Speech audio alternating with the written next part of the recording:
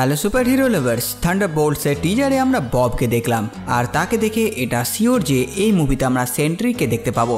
এমনকি টিজারে আমরা এক জায়গায় ওয়াচ টাওয়ার লেখাও দেখি, আর তাই ভাবলাম এর ব্যাপারে আপনাদের জানিয়ে দিই যে কে এই সেন্ট্রি, যাকে মার্বেলের সুপারম্যানও বলা হয়। তো চলুন শুরু করি আজকের এই নতুন ভিডিওটি।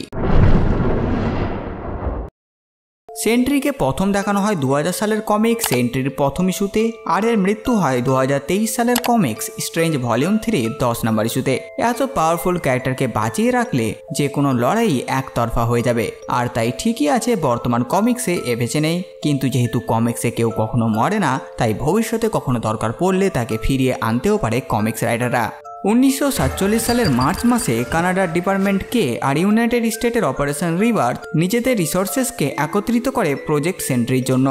কানাডার ডিপার্টমেন্ট কে, এই ডিপার্টমেন্টটা হচ্ছে সেই ডিপার্টমেন্ট যারা ওয়েপন এক্স প্রোগ্রামের সময় ওয়েড উইলসনকে ডেডপুল বানিয়েছিল। আর এদিকে ইউএসের অপারেশন রিবার্থ হচ্ছে সেই ডিপার্টমেন্ট যারা সুপার সোলজার সিরাম বানিয়েছিল। স্টিভ রজার্সের ওপর এক্সপেরিমেন্ট করেছিল, তাকে ক্যাপ্টেন আমেরিকা বানায়। কিন্তু স্টিভ রজার্সের ওপর এক্সপেরিমেন্ট 1941 সালের ফেব্রুয়ারিতে হয়েছিল। আর এখন এই দুই ডিপার্টমেন্ট এক হয়, আর তাদের একত্রিত হওয়ার কারণ সুপার সোলজার সিরামকে রেপ্লিকেট করার জন্য না। তাদের প্ল্যান ছিল এই নতুন সিরামটি আগের সুপার সোলজার সিরাম যেটার সাহায্যে ক্যাপ্টেন আমেরিকা তৈরি হয়েছে তার থেকেও 1 লাখ গুণ বাড়ানোর প্রচেষ্টা। কিন্তু অনেক রিসার্চ অনেক প্রচেষ্টা করেও তখন সায়েন্টিস্টরা এই সিরামকে অত গুণ বাড়াতে পারেনি, আর তাই এই মেন প্রজেক্ট থেকে সরে তারা বিভিন্ন সাব প্রজেক্ট তৈরি করে। আর 30 বছরে প্রায় 1000 সাব প্রজেক্ট চলে এই সেন্ট্রি প্রোগ্রামের পাশাপাশি, কিন্তু তবুও কোনো ফল হয় না। তখন এই ল্যাব ও সব কিছু প্রাইভেট কোম্পানিকে দিয়ে দেওয়া হয়। তারাও প্রায় 10 থেকে 15 বছর এর ওপর কাজ করে। কিন্তু তারপর এই কোম্পানিগুলোর কি হয়, তারা কি এই প্রজেক্টকে এগিয়ে নিয়ে গেছিল না কি হয়েছে, এই সব কিছু কিন্তু এখনও অজানা। এরপর আরো 10 বছর কেটে যায়।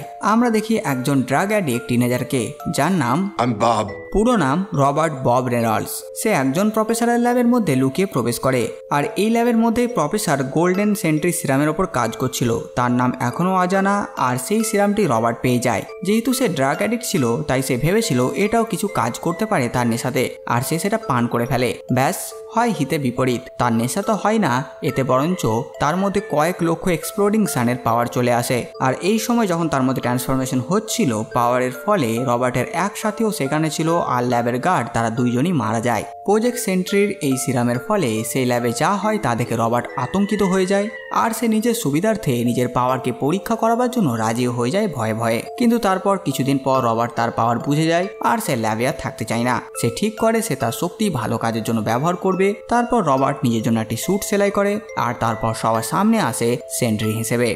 এরপর সেন্ট্রিকে বেশ অনেকবারই দেখা যায় কমিক্সে, 250 বার তার অ্যাপিয়ারেন্স হয়েছিল কমিক্সের মধ্যে। সেন্ট্রি কমিক্সে তো সে ছিলই, এছাড়া New Avengers, House of M, Amazing Fantasy, New Thunderbolts, Marvel Team Up, Young Avengers, Civil War, World War Hulk সহ আরও অনেক কমিক্সে ও বড় বড় ইভেন্টে সে সামনে এসেছিল। সেন্ট্রির ভালো কাজের জন্য সমাজ তাকে একজন আদর্শ হিরো বলে মেনে নেয়, আর তারপর সেন্ট্রির সাথে অনেক সুপার হিরোর পরিচয় হয়, বন্ধুত্ব হয়, যেমন Mister Fantastic, Iron Man, Hulk, Spiderman ও প্রফেসর এক্স। তার কর্মের জন্য ইয়ং হিরোরা তাকে নিজের রোল মডেল বানিয়ে ফেলে। ফ্যান্টাস্টিক ফোরের সাথে সেন্ট্রি ডক্টর ডুমের সাথেও লড়াই করেছিল। সুপার হিরো লাইফের সাথে সাথে এবার সে পার্সোনাল লাইফেও ধ্যান দেয়, আর সে বিয়ে করে নেয় তার প্রেমিকা লিন্ডি লিকে। আর তারপর সে নিজের সাইডকিক হিসেবে বিলি টার্নারকে নেয়, যে তখন স্কাউট ছিল। কিন্তু সেন্ট্রির মৃত্যুর পর এখন বর্তমানে এই বিলি টার্নারই হচ্ছে সেন্ট্রি। এদিকে বিবাহিত জীবন রবার্টের ভালো চলছিল, আর একদিন তার স্ত্রী রবার্টের অ্যাডিকশনের ব্যাপারে জানতে পারে। আসলে বন্ধুরা, সেন্ট্রি যে সিরাম নিত সেটার পাওয়ার পার্মানেন্ট ছিল না। যেমন স্টিভ রজার্সের উপর এক্সপেরিমেন্টের পর সে আজ অব্দি ক্যাপ্টেন আমেরিকা, আর তাকে তারপর কখনো সিরামটা নিতে হয়নি। কিন্তু রবার্টের ক্ষেত্রে ছিল উল্টো, তাকে কিছুদিন পর পর সিরাম নিতে হতো, নইলে তার পাওয়ার চলে যেত। গোল্ডেন সেন্ট্রি সিরামের প্রফেসর তাকে নিষেধ করেছিল, কারণ প্রতিবার সিরাম নেবার সময় তার ডোজ বাড়াতে হতো, নইলে সেটা কাজ করতো না। কিন্তু মানুষের সাহায্য করার ভূত এমনভাবে রবার্টের মাথায় চেপে বসে যে সে নিজের পরোয়া না করে প্রতিবার ডোজ বাড়িয়ে এই সিরাম নিত আর সবার সাহায্য করত। এরপর সুখে থাকতে থাকতে ভূত চলে আসে, মানে এক শ্যাডো মনস্টার চলে আসে শহরে, যার নাম ভয়েড, যে তার শত্রুর ভাইকে নিজের অস্ত্র বানায়, আর সে সেন্ট্রির এত সুন্দর জীবনটাকে তছনছ করে দেয়। আর তার সাইড কিক স্কাউটকে প্রায় মেরেই ফেলে। হাল্কের ব্রেনে ভয় ঢুকিয়ে দেয়, ফলে হাল্ক ভয়ে নেচে বেড়ায়। এমনকি সে ম্যানহাটানে 10 লক্ষর বেশি মানুষকে মেরে ফেলে। এরপর রবার্ট একদিন বুঝতে পারে এই অন্ধকার ছায়া সে নিজেই। তারই এক আলাদা পার্সোনা হচ্ছে এই ভয়েড, যার পাওয়ার সেন্ট্রির মতনই সেম। এরপর সে রিড রিচার্ড এবং ডক্টর স্ট্রেঞ্জের সাথে মিলে একটি সিস্টেম তৈরি করে, যার সাহায্যে পৃথিবীর সমস্ত জনসংখ্যা সমেত রিড রিচার্ড, ডক্টর স্ট্রেঞ্জ এমনকি সেন্ট্রি নিজেও নিজের অস্তিত্বকে ভুলে যাবে। আর যেহেতু সবাই সেন্ট্রিকে ভুলে যায়, এই মেশিনের দ্বারাই সেন্ট্রির সাথে সাথে ভয়েডও অদৃশ্য হয়ে যায়। এটা অনেকটা স্পাইডারম্যান নো ওয়ে হোম মুভির মতন, যেখানে ডক্টর স্ট্রেঞ্জ পৃথিবীবাসীদের ব্রেন থেকে পিটার পার্কারকে ভুলিয়ে দেয়, ঠিক তেমনই পৃথিবীবাসী ভুলে যায় সেন্ট্রিকে। কয়েক বছর পর রবার্টের স্মৃতি ফিরে আসে, সাথে সাথে ভয়েডও। এরপর ইউরোপে চলে তাণ্ডব, আর ইউরোপের সুপারহিরোদের অনেক সদস্যকে হত্যাও করেছিল সে।